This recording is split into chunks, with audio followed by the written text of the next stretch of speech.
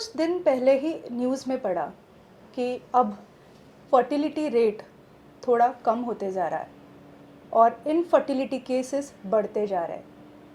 क्यों और क्या होता है इनफर्टिलिटी, आज जानेंगे हेल्थ आशा में।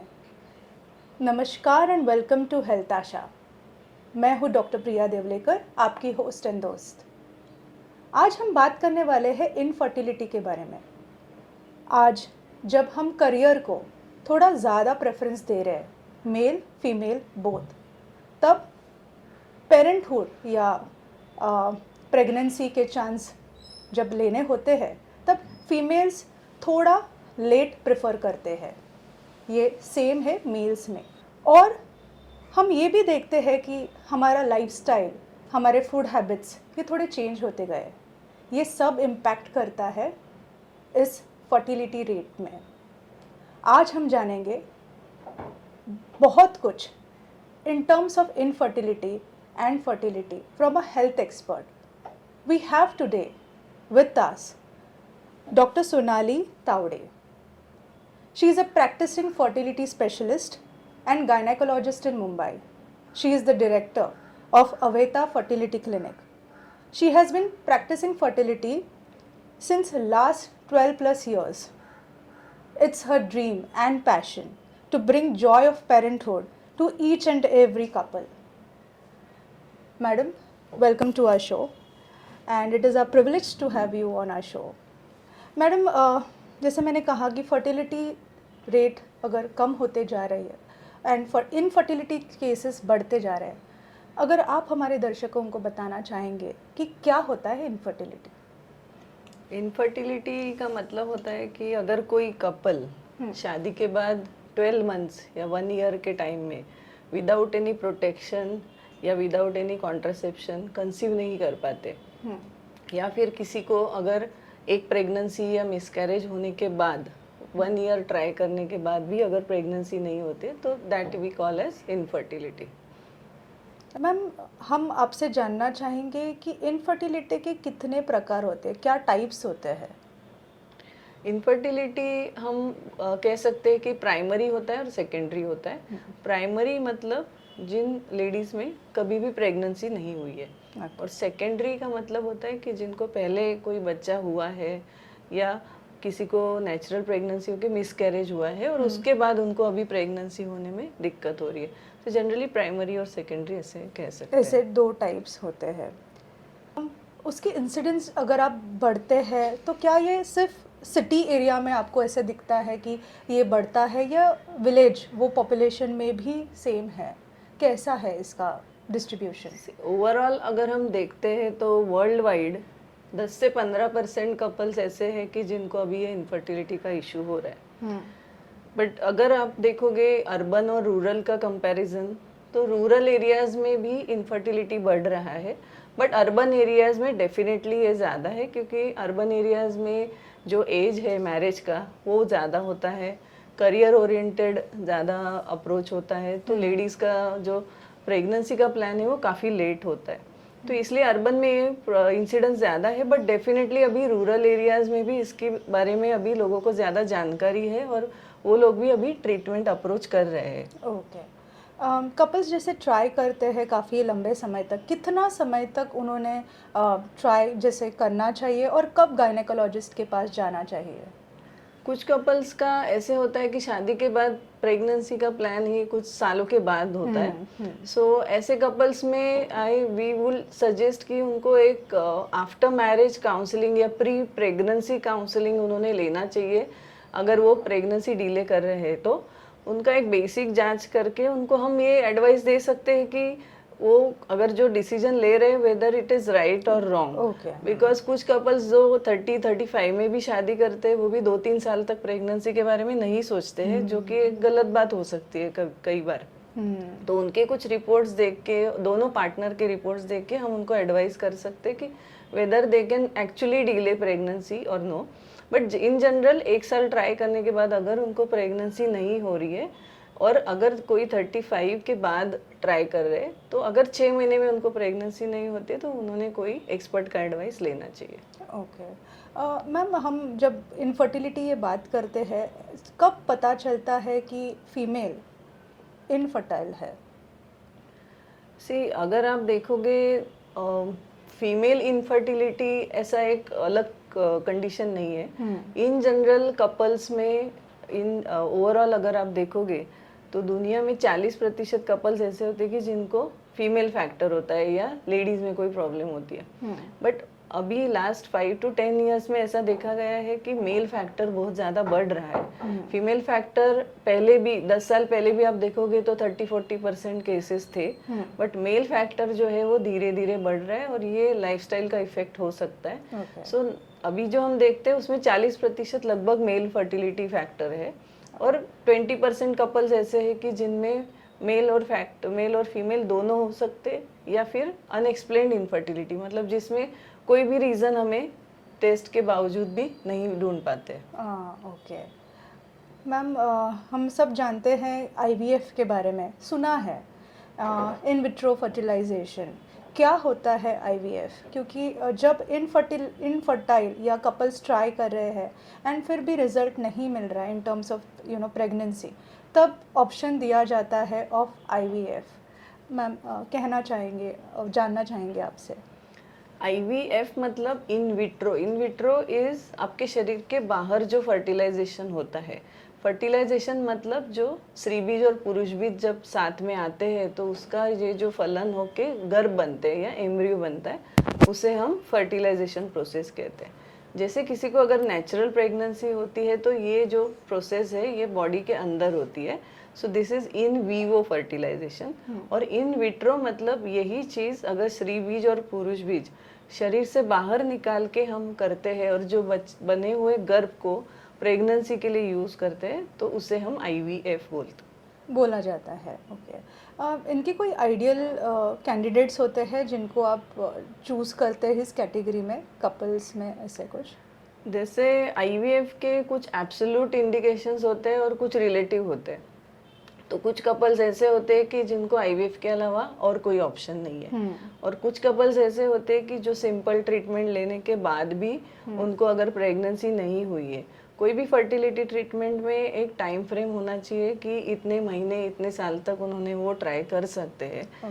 कई बार ऐसे होता है कि कपल्स एक के बाद एक 4-5 डॉक्टर चेंज करते हैं और सेम ट्रीटमेंट वो रिपीट करते हैं और उसमें काफ़ी टाइम चला जाता है। That is very important. Time factor and the age factor, ये दोनों चीज़ें ट्रीटमेंट में बहुत इंपॉर्टेंट है।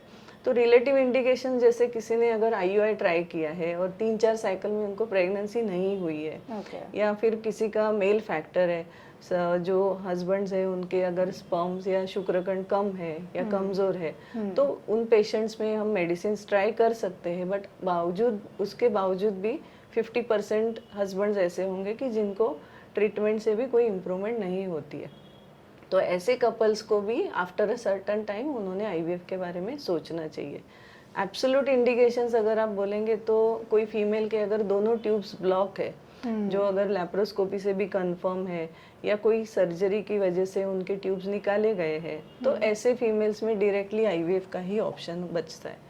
कुछ हस्बैंड्स ऐसे होते हैं कि जिनके शुक्रकण एकदम ही कमजोर है, जैसे काउंट जो है वो 2-3 मिलियन से कम है, या मोटिलिटी एकदम कम है। कुछ हस्बैंड्स ऐसे होते हैं कि जिनका 0 काउंट होता है, उसे हम अजूस्पर्मिया बोलते हैं। तो अजूस्पर्मिया में 50 to 70% केसेस में टेस्टिकुलर बायोप्सी नाम की एक सर्जरी होती है, जो एक डे केयर सर्जरी है। तो उसमें अगर हमें हस्बैंड के स्पर्म्स मिलते हैं तो वो स्पर्म सिर्फ IVF के लिए यूज हो सकते हैं। सो ऐसे कुछ कंडीशंस है जहाँ पे सिर्फ IVF ही किया जा सकता है। अच्छा, इसके कुछ स्टेप्स होते हैं IVF के कि कैसे? IVF में मेनली ट्रीटमेंट 2 पार्ट्स होते हैं। फर्स्ट पार्ट होता है कि इंजेक्शन दे के ओवरीज से एग्स बनाए, और जो एग्स है उसको शरीर से बाहर निकाले। सेकेंड स्टेप में ये होता है कि जो एग्स बाहर निकाले हैं उनको मेल पार्टनर या उनके जो हस्बैंड्स है उनके स्पर्म से उसको फर्टिलाइज करके उसके गर्भ बनाए। और ये जो गर्भ बनने का ये जो सेकेंड पार्ट है, ये प्रोसेस IVF लैब में होता है। Which is outside the body.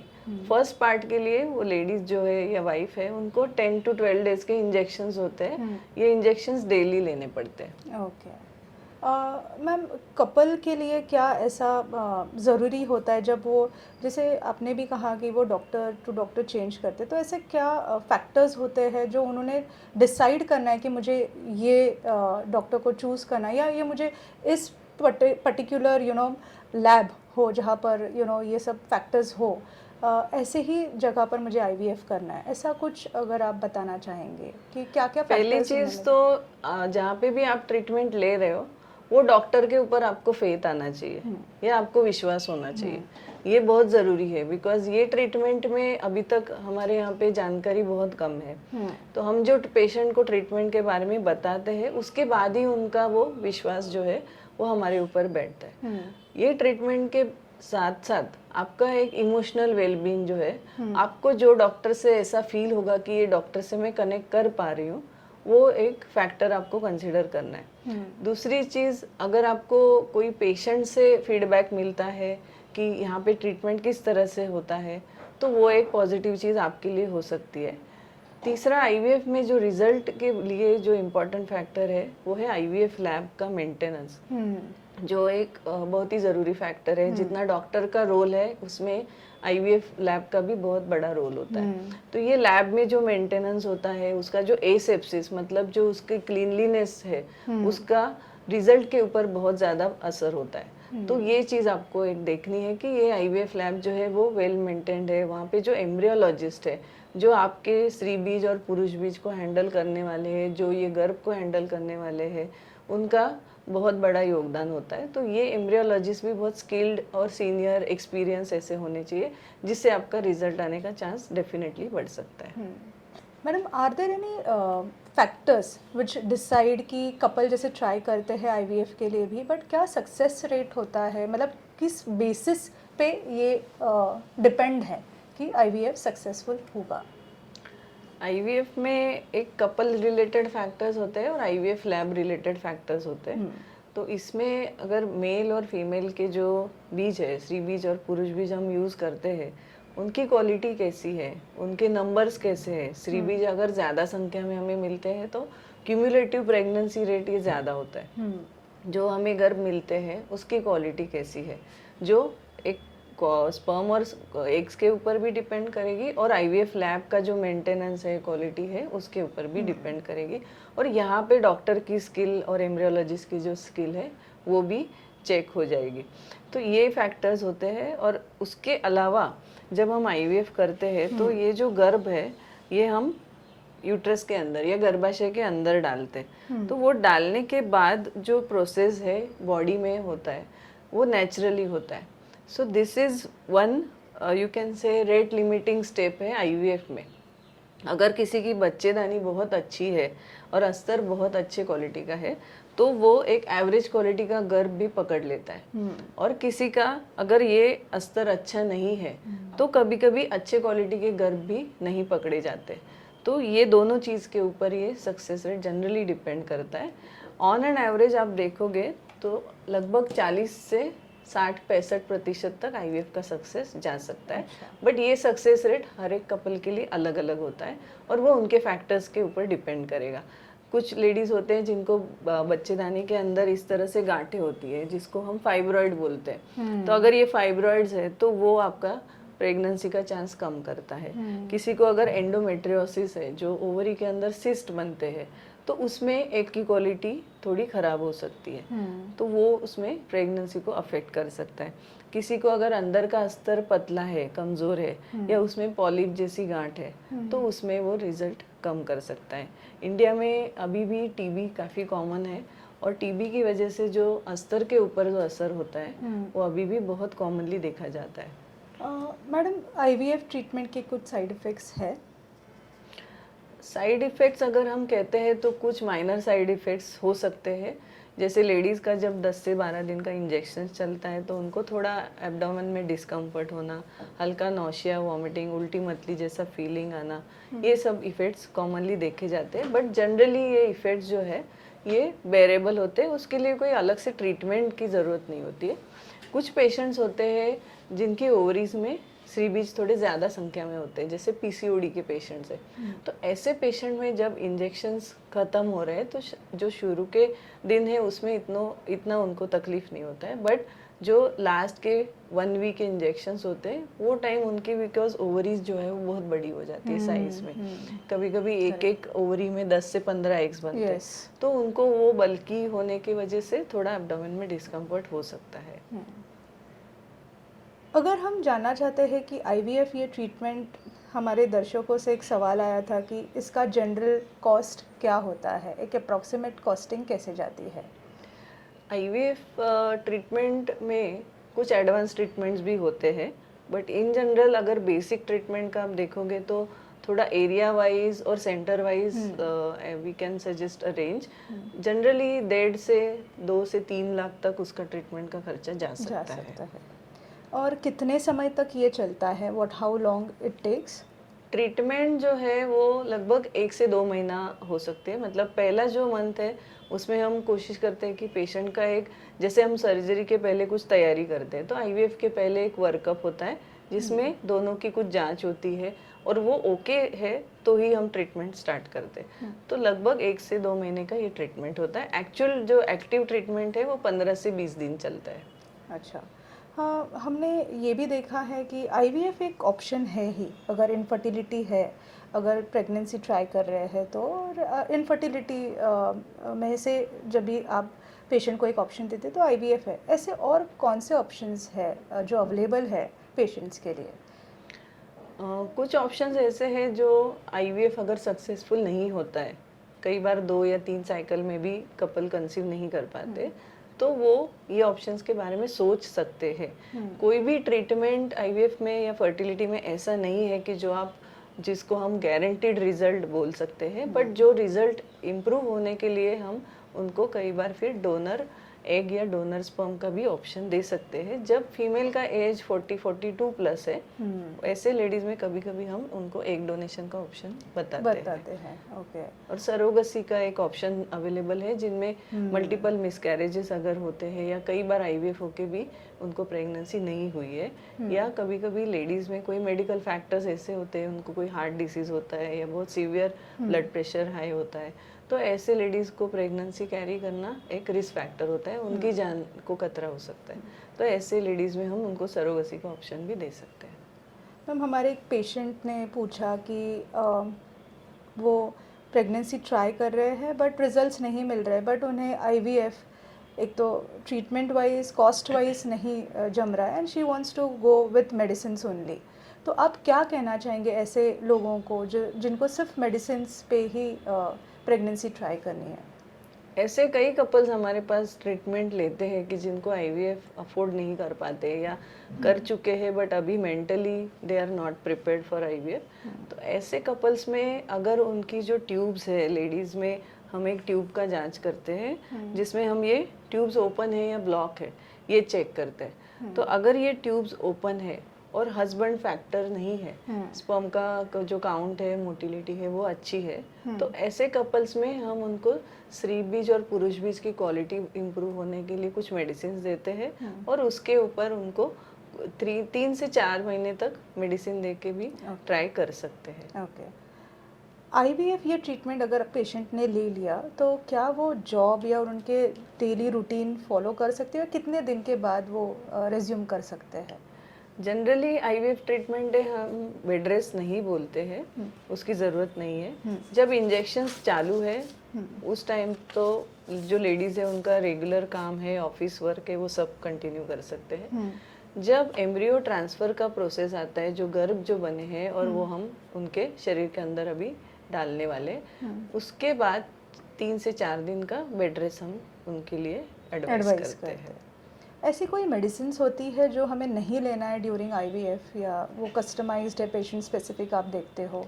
Generally एक जनरल प्रिकॉशन हम आईवीएफ के लिए उनको बोलते हैं, बट अगर उनके कुछ फीड्स के कुछ मेडिसिन्स है या ऐसी कोई ब्लड प्रेशर की या डायबिटीज़ की कुछ दवाइयाँ हैं जो प्रेगनेंसी में नहीं चलेगी, ऐसे अगर कोई मेडिसिन उनको चालू है तो वो हम पहले से ही उसको स्विच करते हैं, जो ऐसे मेडिसिन पे डाल देते हैं कि जो उनको प्रेगनेंसी में सेफ हो। तो ऐसे कुछ प्रिकॉशंस हमें पहले लेने होते हैं। और एक जनरल प्रिकॉशंस आईवीएफ के दौरान हमें लेने हैं कि जिसकी वजह से हमें वायरल फीवर या पेट के कोई इन्फेक्शन ये सब ना हो। एक जनरल हेल्थ स्टाइल, अपना जो लाइफस्टाइल है वो हेल्दी होना चाहिए। वेट, खाना पीना, ये सब चीज़ें भी जो गैमेट्स है, स्त्री बीज और पुरुष बीज, उसके ऊपर बहुत असर करती है। हमारे कुछ दर्शक हैं जिनको डायबिटीज़ है, थायराइड है, हाइपरटेंसिव भी है, क्या उनमें भी आईवीएफ पॉसिबल है? ऐसे पेशेंट में हम हमेशा फिजिशियन को एडवाइस करने बोलते हैं, और उसके बाद ही हम, अगर उनकी तरफ से पेशेंट्स जो है वो सेफली प्रेगनेंसी पा सकते हैं, तो ही हम उनको एडवाइस करते हैं। बिकॉज कोई भी ट्रीटमेंट ऐसा नहीं होना चाहिए कि जो मदर है उसको रिस्क में डाल के हमें उनको बच्चा नहीं देना है। हमने अक्सर सुना है कि आईवीएफ करके ट्विंस प्रेगनेंसी के चांसेस ज़्यादा होते हैं, ऐसा क्यों होता है और क्या ये सही है? जैसे नेचुरली अगर आप देखोगे, जो नेचुरल प्रेगनेंसीज है उसमें सिर्फ 1 to 2% कपल्स को ट्विंस होने के चांसेस होते हैं। आईवीएफ में जो एम्ब्रियो ट्रांसफर या गर्भ अंदर डाले जाते हैं, उसमें ज़्यादा से ज़्यादा 2 या 3 हम डालते हैं, ताकि हमें एक अच्छा सक्सेस रेट मिले।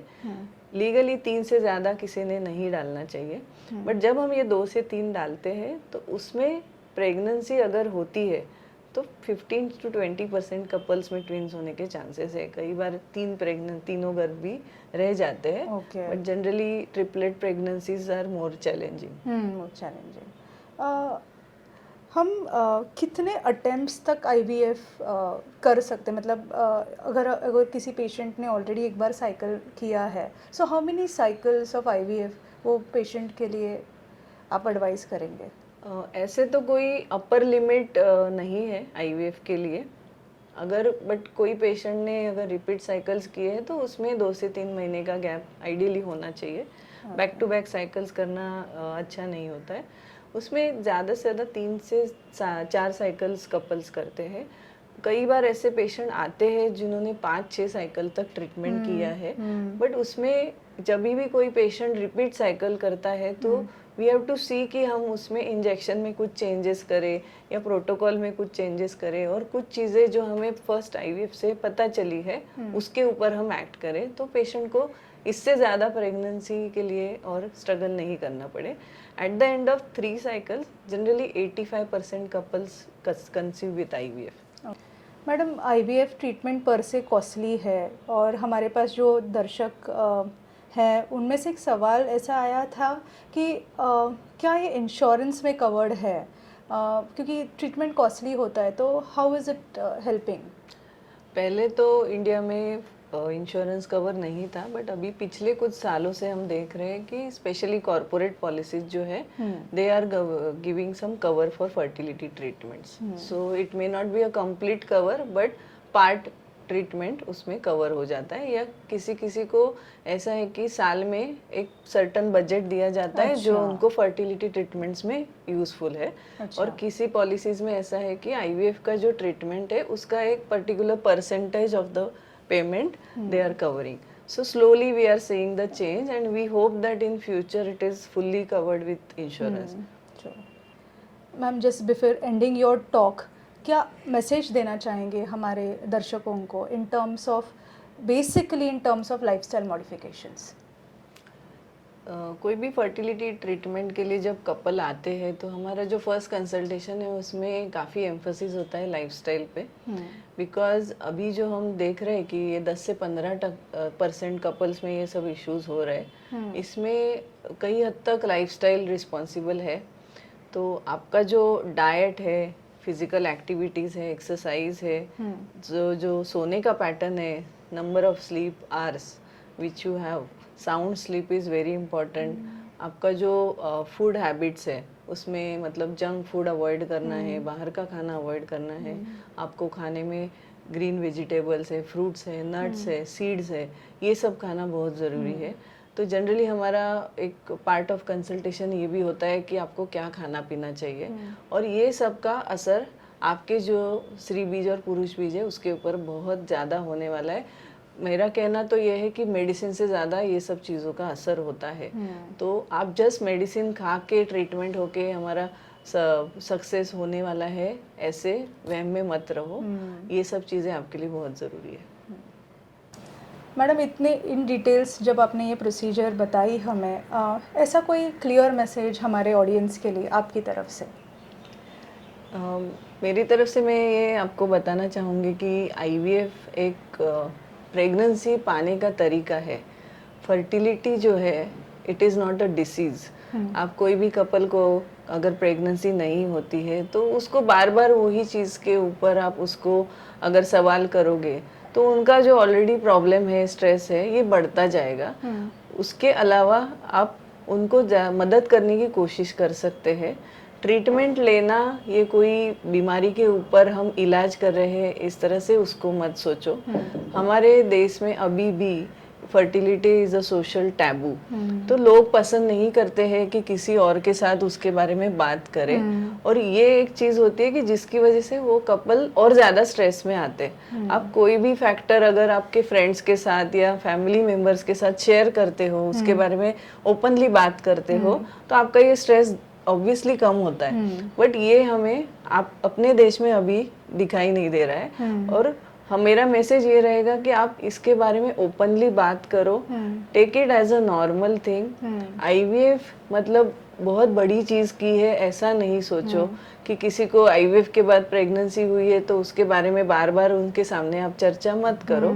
Take it as a normal treatment, और टाइम पे कंसीव होना, बच्चे पैदा करना, ये ज़्यादा ज़रूरी है, ना कि आपने किस तरह से प्रेगनेंसी पाई है।